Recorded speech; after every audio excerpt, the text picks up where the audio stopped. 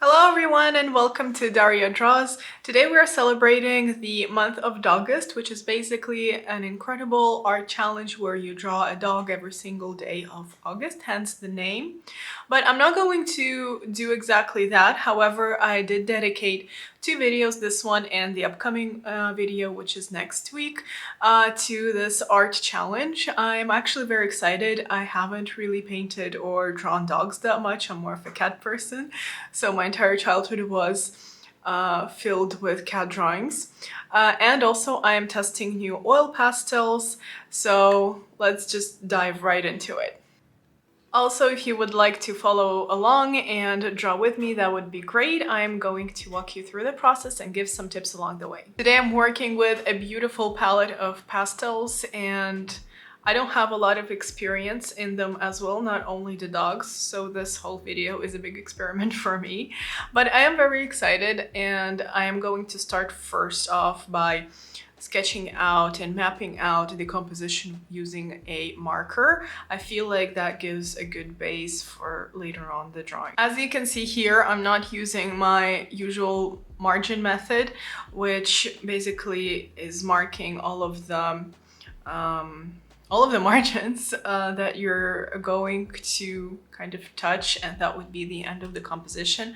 Here I don't have that privilege of making a mistake since I am working with marker. If you're afraid of going right into it, you can just use a pencil and of course erase any mistake that you may have. When it comes to unknown shapes, it is a lot easier to just kind of break down all the complicated shapes into more simple ones and just kind of follow the silhouette of the object. And if you would like to have more tips on how to sketch and actually start an artwork, because that's basically the first step to start any artwork, I am going to make a video soon, so leave your comments and likes if you would like to see that. Then with a darker marker, I'm making all of the shadows and correcting any mistakes that I have made previously with the lighter one. So I'm basically redefining all of the lines that I will need so I can have a correct sketch, and that will help me with my work later on. Now, once this sketch is done, we can move on to the coloring. And of course, the logical way to go about it would be to use white, but it can look a little flat if you're just using white and gray. So it's nicer to incorporate that greenish background or any other color background that you have and reflect it also in the dog itself. So instead of just going for pure white, I'm going to add a little more of lavender, of minty green, so that it just gives a little more three-dimensional effect, and it also reflects the background a bit. At this point, I'm just kind of going around all the spots that I drew with those light shades, and then I'm going to move on to the shadows. I'm also using some beigey tones for the mid-tone area, and actually not going with white straight away kind of gives you more freedom to explore all of those mid-tones, and you can always add white on top and make things lighter.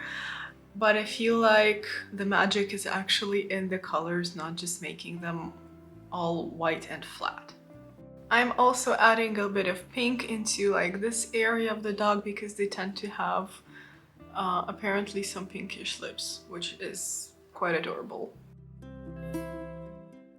And apart from like the overall values, I am making some of the parts pop out a little bit, which is the knee or any other protruding parts of the dog's body, so that we can really feel the dimension.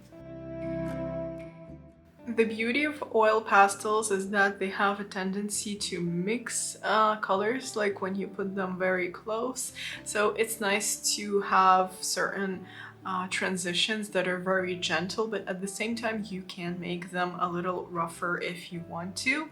And I'm slowly starting on building more and more light so that we can really see the difference between the shadows, the midtones, and the lights, but they also can organically live together. Now here comes the actual creative part, and even if you're drawing from a reference photo that you found on the internet like me, you can always go and be creative about it. So you can just take the basic of that photo, and of course it's very hard to imagine a Dalmatian if you haven't seen one for quite a while, and you need help with that.